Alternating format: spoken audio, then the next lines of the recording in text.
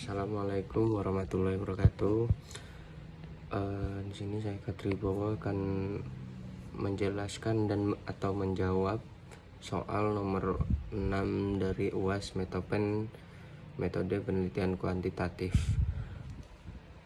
Yang dimana isi soalnya jelaskan apa itu tujuan validasi, uji reliabilitas dan uji daya beda item dan uji hipotesis. Baik, saya akan menjelaskan satu demi satu. Uji validitas menurut Aswar 2012, validitas berasal dari kata validity yang mempunyai arti sejauh mana akurasi suatu tes atau skala dalam menjalankan fungsi pengukurannya.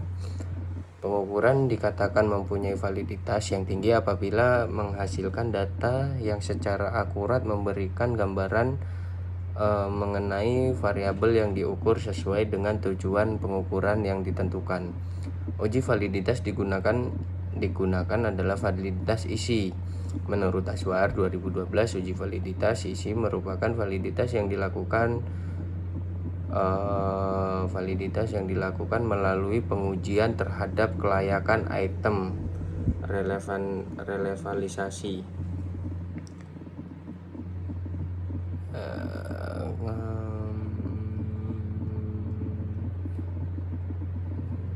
Uji yang dilakukan melalui pengujian terhadap kelayakan atau relevalisasi isi tes kepada yang berkomponen atau expert judgment. Expert judgment itu yang diawasi langsung oleh pengawas yang memang dinyatakan ahli. Kalau saya kemarin oleh dosen dan dengan asisten lab. Jadi uji validitas ini kita setelah membuat blueprint, membuat item-item pertanyaan, kita melakukan feedback kepada kepada kedua orang yang kita anggap ahli, entah itu dosen ataupun asisten lab. Validasi ini bersifat subjektif dari expert yang menilai. Oleh karena itu, sejauh mana kesepakatan penilaian dari expert dapat mendukung tujuan pengakuratan dalam instrumen yang berfungsi secara valid. Setelah sudah dilakukannya feedback, nanti akan di feedback mana soal yang layak atau tidak. Nah, setelah uji validitas selesai, barulah maju ke uji daya beda item. Saya akan menjelaskan uji daya beda item. Kemudian dilanjutkan dengan menguji daya beda item. Uji daya beda item dilakukan untuk melihat sejauh mana item mampu membedakan antara individu atau kelompok individu yang memiliki atribut dengan yang tidak memiliki atribut yang akan diukur. Uji daya diskriminasi item dilaksanakan dengan menghitung koefisien korelasi antara distribusi skor item dengan distribusi skor itu sendiri. Selanjutnya, pemilihan item berdasarkan pada nilai korelasi. Item total memiliki minimal daya diskriminasi 0,30. Di bawah 0,30 dinyatakan gugur. Itu menurut Aswar 2016. Sedangkan item yang berbeda di bawah koefisien korelasi tersebut akan dianggap gugur. Akan tetapi apabila item yang diterima ternyata masih tidak memenuhi jumlah yang diinginkan, maka ketentuan korelasi item dapat diturunkan menjadi 0,25. Menurut Aswar 2012, pada penilaian ini praktikan menggunakan korelasi kalau saya kemarin menggunakan korelasi yang 0,25 sebagai acuan penentu daya diskriminasi item.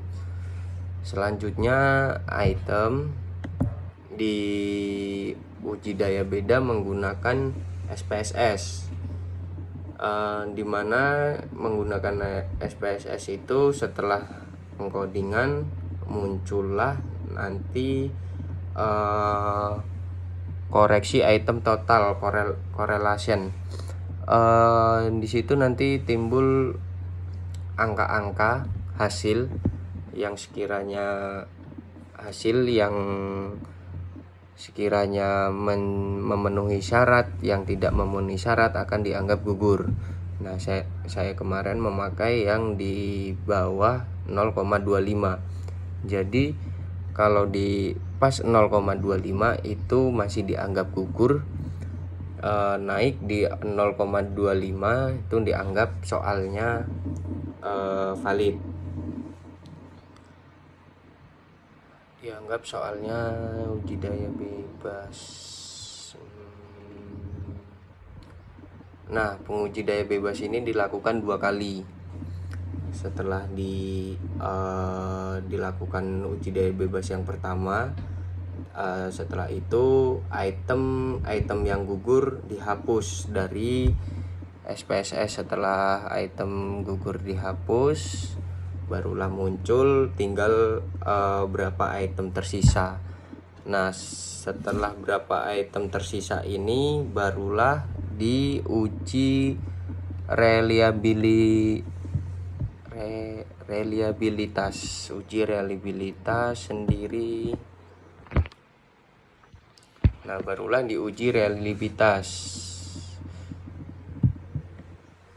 Menurut Azwar 2017, reliabilitas adalah sejauh mana hasil suatu pengukuran dapat dipercaya hanya apabila dalam beberapa kali pelaksanaan pengukuran terdapat kelompok subjek yang sama. Uji reliabilitas dilakukan untuk mengukur kestabilan dan konsistensi dari jawaban responden terhadap suatu alat ukur psikologi yang disusun dalam bentuk kuesioner. Suatu penelitian yang reliable hasilnya akan tetap sama apabila diukur pada waktu yang berbeda. Setelah dilakukan uji validitas, maka langkah selanjutnya adalah melakukan uji reliabilitas menggunakan rumusan Alpha-Kronberg untuk menghasilkan estimasi reliabilitas yang cermat. Semakin besar koefisien reliabilitas berarti semakin kecil kesalahan pengukuran, sehingga semakin reliabilitas alat ukur yang digunakan. Namun sebaliknya, apabila semakin kecil koefisien reliabilitas yang digunakan, maka semakin besar kesalahan pengukuran yang berdampak pada reliabilitasnya alat ukur yang digunakan. Azwar 2010. Nah, setelah itu dilakukan pengkodingan lagi. Di pengkodingan pertama muncullah hasil reliabilitas, misal dalam pengukuran skala Burnout di suatu perusahaan. Hasil pertama reliabilitasnya keluar 0,846 dari 34 item. Nah, setelah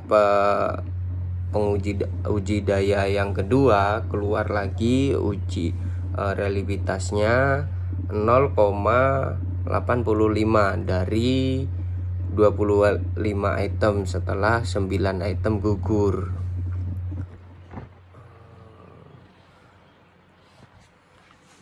Yang selanjutnya uji hipotesis.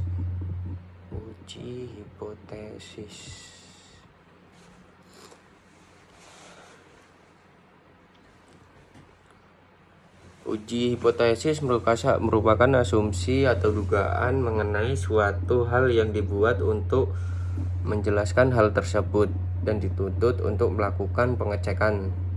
Jika asumsi atau dugaan tersebut khususnya mengenai populasi, umumnya mengenai nilai-nilai parameter populasi, maka hipotesis itu dibuat dengan hipotesis statistik. Nah, menurut Sugiono 2014 halaman 93 bahwa hipotesis adalah sebagai berikut. Jawaban sementara terhadap rumusan masalah penelitian. Oleh karena itu, rumusan masalah penelitian biasanya disusun dalam bentuk kalimat pertanyaan. Dikatakan sementara karena jawaban teoritis terhadap rumusan masalah penelitian belum dijawab secara empirik. Adapun langkah-langkah dalam pengujian hipotesis ini dimulai dengan menetapkan hipotesis 0 HO atau HO dan hipotesis alternatif atau HA, penilaian tes statistik dan perhitungannya, menetapkan tingkat signifikan dan penetapan kriteria pengujian. Uji T signifikan parsial.